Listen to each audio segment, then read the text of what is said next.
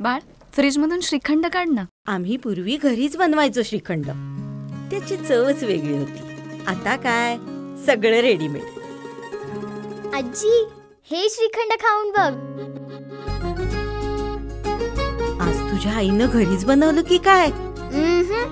हे आहे गोकुळचं श्रीखंड. अगदी जिभेवर रेंगाळणार. जिभेवरच नाही तर मनावरही रेंगाळणार. गोकुळ श्रीखंड, मनावर रेंगाळणार.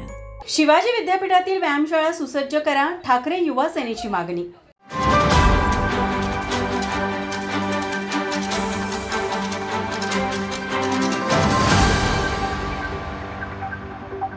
शिवाजी विद्यापीठातील क्रीडा व शारीरिक शिक्षण विभागामध्ये अनेक खेळाडू दररोज व्यायामासाठी येत असतात.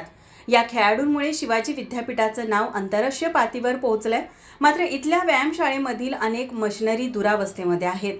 काही मशिनरी तर पूर्णतः जुन्या झाल्या आहेत. तसेच अनेक मशिनरी बंद पडल्या आहेत. अशा सर्व समस्यांमुळे खेळाडूंच्या व्यायामात व्यत्यय येत असून त्यांना सध्या नवीन दर्जेदार साहित्याची गरज आहे. याबाबत अनेक विद्यार्थ्यांनी युवा सेनेकडे तक्रारही दिल्या आहेत. विद्यापीठाने लवकरात लवकर नवीन व अत्याधुनिक व्यायाम साहित्य उपलब्ध करून द्यावे अशी मागणी ठाकरे युवा सेनेच्या वतीने करण्यात आली आहे. या मागणीचं निवेदन कुलगुरूंना देण्यात आलंय. याबाबत अधिक बोलताना युवा सेना जिल्हाप्रमुख मंजित माने म्हणाले, आज कोल्हापूर युवा सेना शिवसेना उद्धव बाळासाहेब ठाकरे पक्षाच्या वतीनं शिवाजी विद्यापीठातील जी व्यायामशाळा आहे ती अत्यंत निकृष्ट दर्जाची झाली आहे हे दाखवून द्यायचं काम केलंय. व्यायामशाळेत जर बघितलं तर एक डंबेसा आहे तर दुसरा नाही, दुसरा आहे तर तिसरा नाही, वायरिंग खराब झालेत, काही जिमचे साहित्य जुनाट आहेत. आणि हे जर विद्यापीठाला एवढे फंड येत असतील तर या फंडाचं करतात काय? आज यासाठी आम्ही कुलगुरूंना निवेदन दिले की विद्यापीठातले विद्यार्थी अनेक स्पोर्ट्सच्या बाबतीत अनेक नाव उंचावत आहेत आणि जर विद्यार्थी सशक्त असेल, त्यांना व्यायाम करायला जिमच नसेल तर ते काय करणार? आज विद्यापीठासाठी शेकडो कोटीचा फंड येतो, मग तो जातो कुठे? विद्यापीठातले अधिसभा सदस्य विविध विषयावर प्रश्न मांडत असतात. मग हा विषय महत्वाचा, विद्यार्थ्यांच्या आरोग्याचा, विद्यार्थी सशक्त व्हायचा हा त्यांच्या लक्षात का येत नाही? म्हणून आज उद्धव बाळासाहेब ठाकरे पक्ष युवा सेनेच्या वतीनं हे त्यांना दाखवून द्यायचं काम केले.